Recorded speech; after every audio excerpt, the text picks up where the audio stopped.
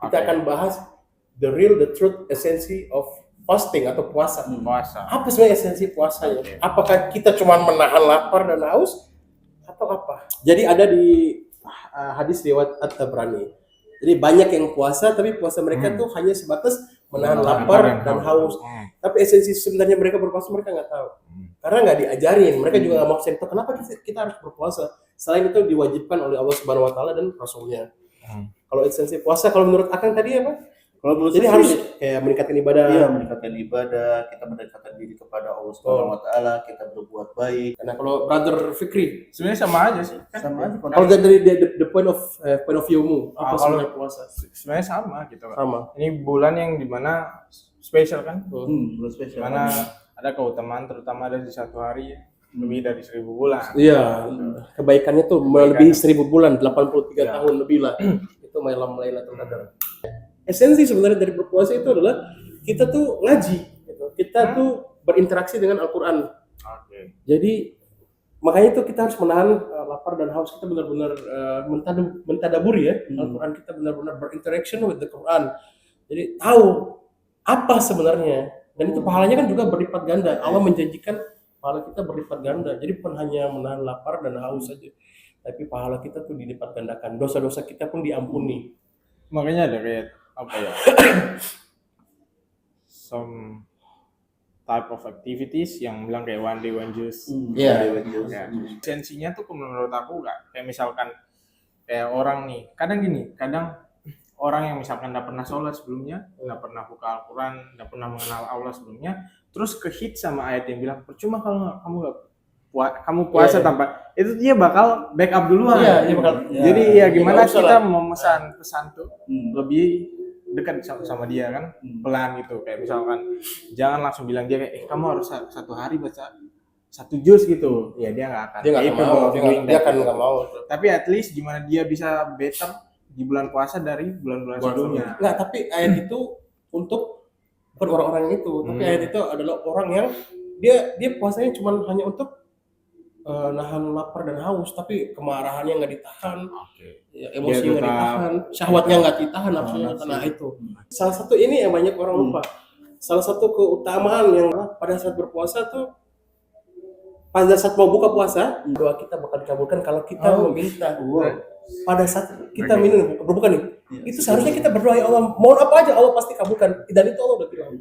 Masya Allah, coba banyak yang lupa. Betul. Coba silakan dicari. Allah bring me to Chicago gitu. Ya, betul. Insya Allah pasti bisa. I believe that the power of dua. I believe the power of dua. Karena selama ini sekitar 50% atas, aku minta doa-doa apa saja terkabulkan. Alhamdulillah. Tapi itu ada tata caranya. 1, berdoa pada saat hujan. 2, ini yang paling luar biasa adalah berdoa di antara azan dan iqamat. Azan iqamah, iya. Jadi pada saat udah selesai azan nih mau iqamat, kita berdoa situ. Itu dahsyat banget. Terus pada saat sujud. Pada saat yang udah selesai sholat.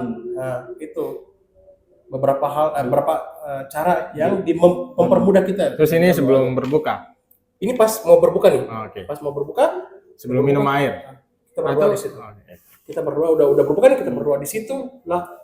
Waktu paling mustajab untuk doa kita dikabulkan. Silakan dicoba. Kalau di waktu asar?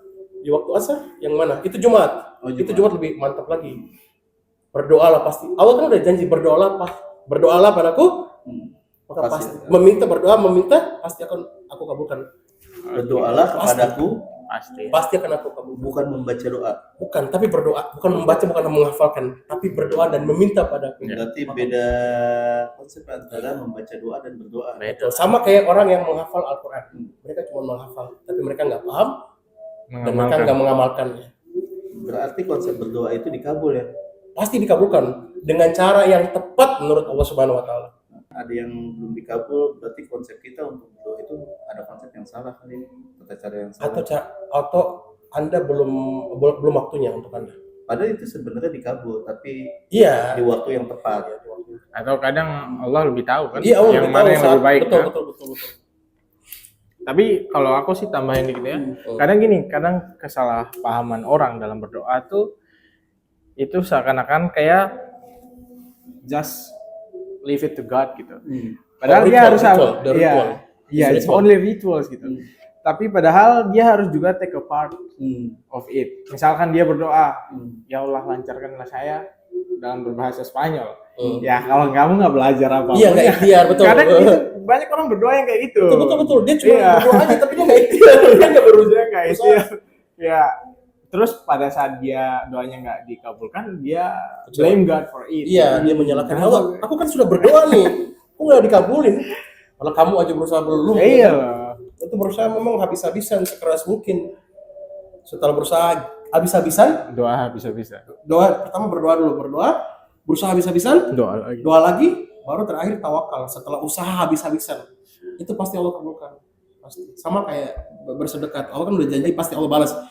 Ya kan? Itu nggak pakai insya Allah tuh. Pasti Allah janji. Allah sendiri yang berjanji bahwa Allah pasti membalas orang-orang yang bersedekah.